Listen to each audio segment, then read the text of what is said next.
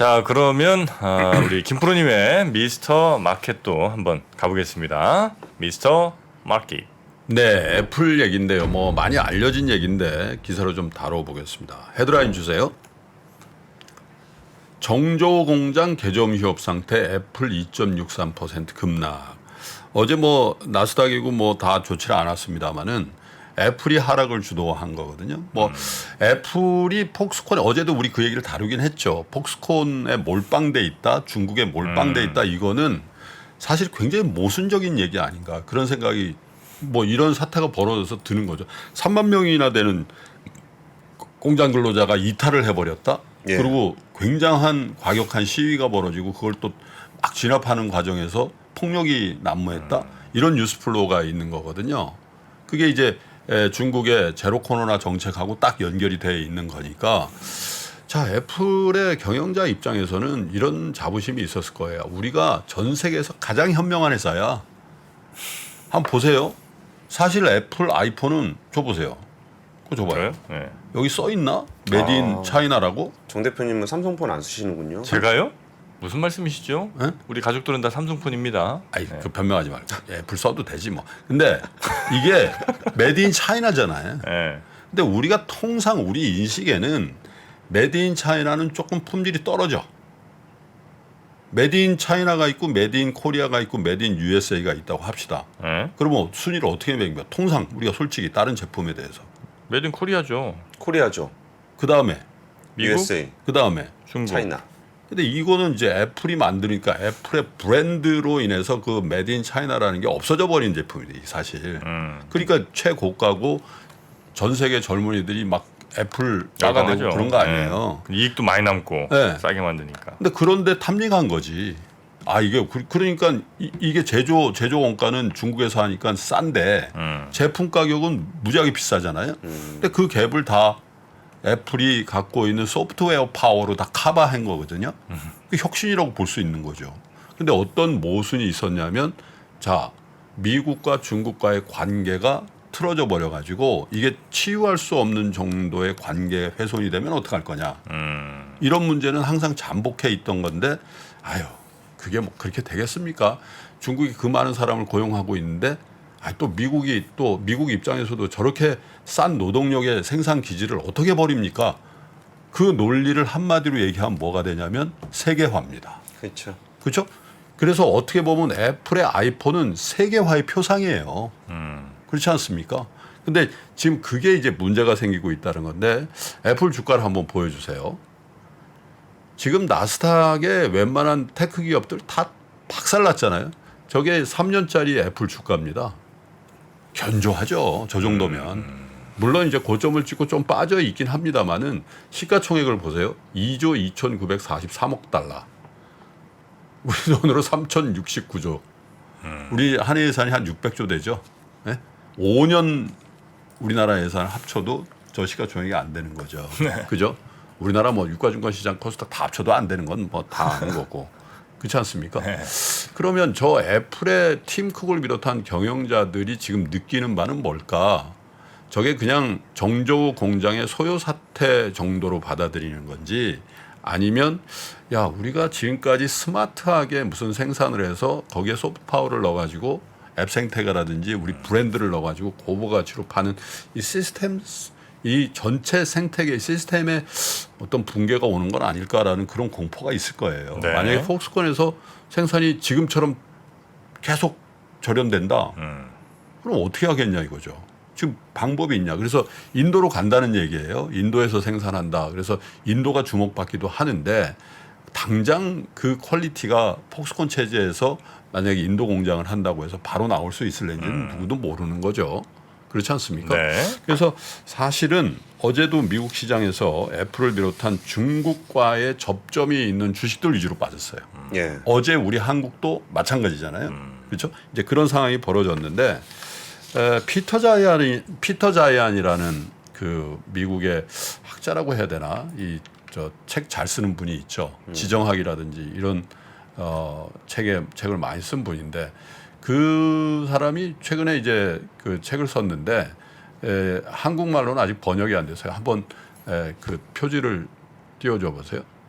저 보십시오. The end of the world is just the beginning. 그러니까 저 더 월드라는 게 세계화로 표현해도 되겠죠. 예. 예, 세계화의 종언이 이제 막 시작됐다. 그리고 저 밑에 보면 Mapping the collapse of globalization. 세계화의 붕괴의 지도다 이렇게 돼 있잖아요. 피터 자이안이라는 저 사람이 이제 저걸 썼는데 저 책을 아직 저는 읽어보질 않았어요. 근데 한번 신청해서 한번 읽어보려고 그래요. 읽어보려고 하는 이유가 뭐냐면 네. 이 사람이 책에서 굉장히 구체적으로 한국의 위기에 한국 경제에 대해서 매우 부정적인 얘기를 부정적이라고요? 네, 굉장히 앞으로 한국에 대해서 미래에 대해서 굉장히 어둡게 전망을 해요. 어허. 몇 가지 이유인데 첫 번째가 운송이라는 거예요. 한국은 운송을 기반으로 성장한 경제라는 거예요. 그리고 생각해 보니까 조선은 큰 배를 만들어서 거기에 컨테이너 엄청 실든지 탱커, 가스, LNG 실어가지고 운송하면서 부가치를 만들었죠 우리가. 그죠? 그런데 이게 어려워질 거라는 얘기예요. 왜냐하면 글로벌라이제이션의 기본은 뭐냐면 미국이 세계 경찰을 해주면 글로벌라이제이션이 됐다는 거죠. 왜냐하면 호르무즈 해협을 통과해서 쭉 말라카 해협을 통해서 한국 그 울산으로 이렇게 와야 되잖아요. 근데 거기에 예전엔 다 해적들이 있었다는 거죠. 그렇죠. 근데 거기에 이제 미국이 글로벌라이제이션의 경찰 국가 뭐 본인의 어떤 세력을 하면서 그 곳곳에 싱가포르 뭐 예를 들면 오키나와 또 사우디, 말라위 이런 데 다 미국의 베이스가 있잖아요. 네. 그게 어떻게 보면 무역에 굉장히 중요한 에너지원의 무역 통로에 세계 경찰을 자임한 건데 그게 사라질 거다. 미국이 그런 거 안 하기 시작한다는 거죠. 그러면 이렇게 큰 운송의 혜택을 본 경제가 어떻게 될 거냐 이렇게 얘기하는 거고 그다음에 이제 노령화예요. 노령화는 뭐 우리뿐만 아니라 다 그런 건데 그다음에 마지막으로 제조업의 몰락인데 이게 특히 제조업의 몰락 어디서 나타나냐면 이 사람 얘기는 동아시아에서 나타나는 거예요. 네. 한국, 일본, 중국, 대만이 동아시아 네, 산업국가 아닙니까? 여기는 태생적으로 연합할 수 없는 체제라는 거예요. 역사적으로도 그렇고 특히 일본과 중국이 혹은 대만과 중국이 연합할 수 있냐? 하물며 한국과 대만이 무슨 시너지를 낼 수 있냐? 그런 경제권이 아니기 때문에 이런 세계화의 종언에 어떻게 보면 시범 케이스가 여기서 나타날 가능성이 있다. 이렇게 주장을 한다고 그래요. 이렇게 서평을 보니까. 그죠? 그래서 그런 게 좀 소설 같은 얘기일 수도 있고 좀 심각하게 받아들일 수도 있는 그런 부분인데 같은 날 같은 그 기사가 뭐 같다면 일본의 기시다 내각이 향후 5년 동안의 방위비를 증액을 하는데요. 얼마로 증액하냐? 원래 직전 5년 동안 27조 4,700억 엔이었어요. 근데 향후 2023년부터 5년 동안은 얼마냐? 무려 40조 엔으로. 그렇죠. 몇 퍼센트? 45.6% 늘리겠다. 그것도 하물며 지금 일본 재정이 좋습니까? 그거 아니잖아요. 그럼 어디 걸 전용을 하냐? 코로나 예산 전용하면서. 저는 이 뉴스가 쭉 이어져요. 애플의 저런 곤란함이 세계화의 종언이고 세계화의 종언 사이에서 일본의 군비 증강 이런 것들은 야 이제 우리는 하모니를 이루는 사회에서 못 살게 될 거야. 그러면 우리 방위력을 높여야 돼. 그렇죠? 근데 그런 움직임 속에서 어떻게 보면 우리의 방산주 같은 것도 떴을 수도 있겠다라는 생각을 하고 그래서 너무 어두운 얘기일 수도 있는데 중국의 어떤 그 코로나 정책에 대한 모순 제가 계속 말씀드립니다마는 안유아 교수가 얘기한 그 모순이 글로벌라이제이션을 어떻게 보면 이 글로벌라이제이션 종언을 빨리 당길 수도 있는 그런 상황으로 갈 수도 있고 그리고 전 세계가 이제 정말로 각자 도생의 그런 상황을 만들고 있는 게 미국의 어떤 IRA라든지 이런 법안들이 아닌가 이런 생각도 들고요. 그래서 전반적으로 보면 최근에 이 장세에서 우리가 좀 낙관했던 거는 중국의 코로나가 이제 좀 완화될 것이다. 네. 정책적으로 봉쇄 정책이 완화될 것이다. 그런데 그게 전혀 다른 양상으로 나타나고 있죠. 그래서 그런 부분과 함께 글로벌라이제이션의 가장 큰 혜택을 받았던 한국 경제에 대한 중단기적인 리스크의 고향은 어쩔 수 없다. 만약에 이런 부분이 진행이 된다면 그런 부분에서도 우리가 좀 준비를 해야 되는 거 아닌가 그런 생각이 좀 들었습니다. 네.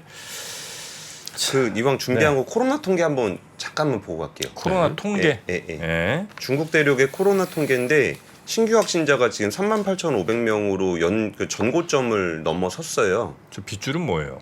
그 이제 전고점 넘어선 겁니다. 신규 확진자 수. 신규 확진자 수 보면은 지금 여기가 전고점 훨씬 넘어갔잖아요. 아, 네네네. 예, 그 넘어갔는데 저는 이게 좀 통계가 좀 특이했던 게 사망자 수가 1명입니다.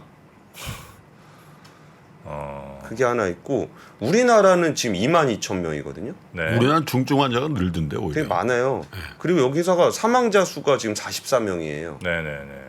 그런 거 봤을 때 중국 통계가 신뢰할 만할까? 진짜 잡히고 있는 게 맞을까? 이런 부분들에 대해서 조금 좀 우려스러운 부분들이 있어서 준비했습니다. 네, 알겠습니다. 자, 그리고 뭐 대한항공 아시아나 합병이 영국에서 승인이 아마 났어요? 네, 난 모양이군요. 네, 그런 뉴스도 있네요. 네. 자, 그러면 우리 권 팀장님과 뉴스3 플러스는 이 정도로 마무리하고요. 내일 아침 다시 뵙겠습니다. 고맙습니다. 예, 감사합니다. 보시면 이제 여기 다이어리가 떡상내려. 네, 다이어리가 들어 있습니다. 작년에 다이어리를 출시해 여러분과 함께 모은 다이어리 판매금을 청소년의 자립을 지원하는 데 전액 기부했었는데요. 올해도 2023년 다이어리와 함께 따뜻한 연말을 만들어 보려 합니다. 3프로TV 다이어리와 2023년의 시작을 이웃과 함께 나눠보시기 바랍니다. 자세한 구매 방법은 영상 하단 댓글을 확인해 주십시오.